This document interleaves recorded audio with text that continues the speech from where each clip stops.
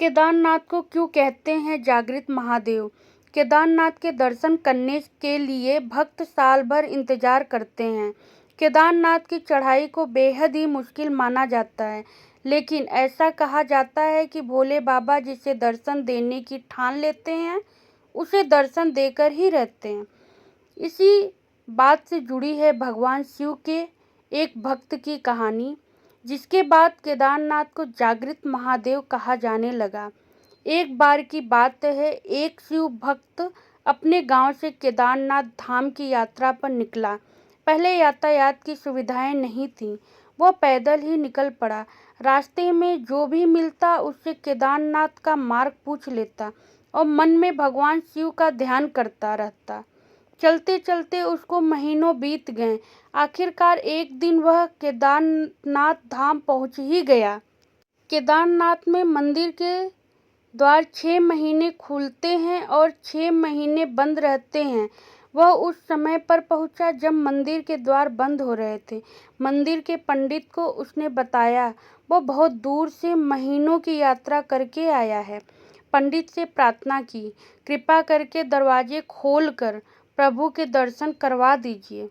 लेकिन वहाँ का तो नियम है, एक बार द्वार बंद तो बंद। इसके बाद वह बहुत रोया, बार बार भगवान शिव को याद किया कि प्रभु बस एक बार दर्शन करा दो।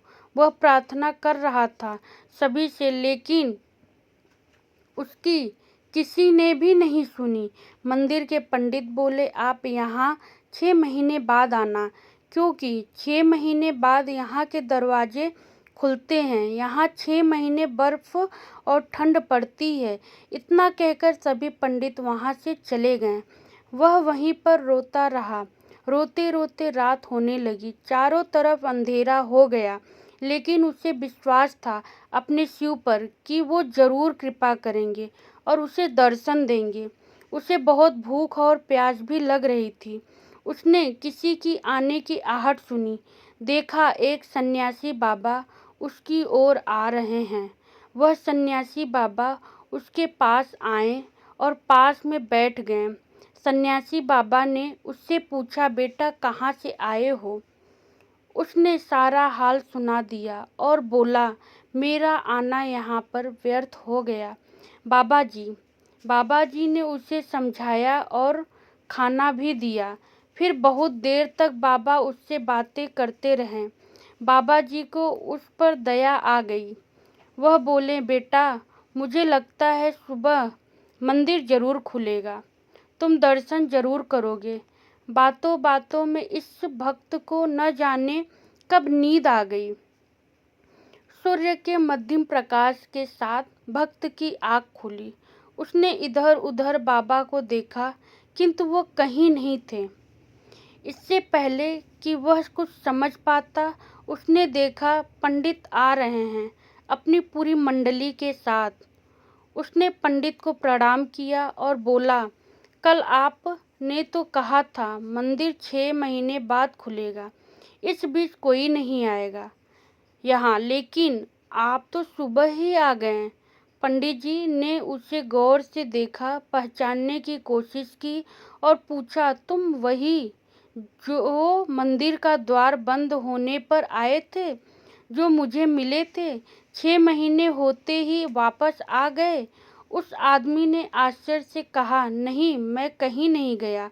कल ही तो आप मिले थे रात में, मैं यही सो गया था, मैं कहीं नहीं गया। पंडित के आश्चर्य का ठिकाना नहीं था। उन्होंने कहा, लेकिन मैं तो 6 महीने पहले मंदिर बंद करके गया था और आज 6 महीने बाद आया हूँ। तुम 6 महीने तक यहाँ पर जिंदा कैसे रह सकते हो? पंडित और सारी मंडली हैरान थी। इतनी सर्दी में एक अकेला व्यक्ति कैसे 6 महीने तक जिंदा रह सकता है?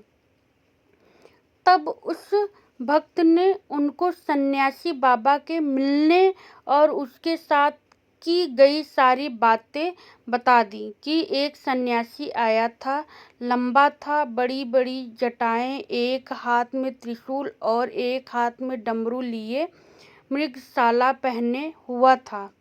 पंडित और सब लोग उसके चरणों में गिर गए। बोले, हमने तो जिंदगी लगा दी किंतु प्रभु के दर्शन ना पा सके। सच्चे भक्त तो तुम हो, तुमने तो साक्षात भगवान शिव के दर्शन किए हैं।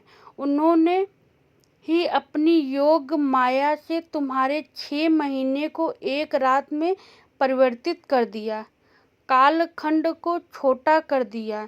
यह सब तुम्हारे पवित्र मन और तुम्हारे विश्वास के कारण ही हुआ है।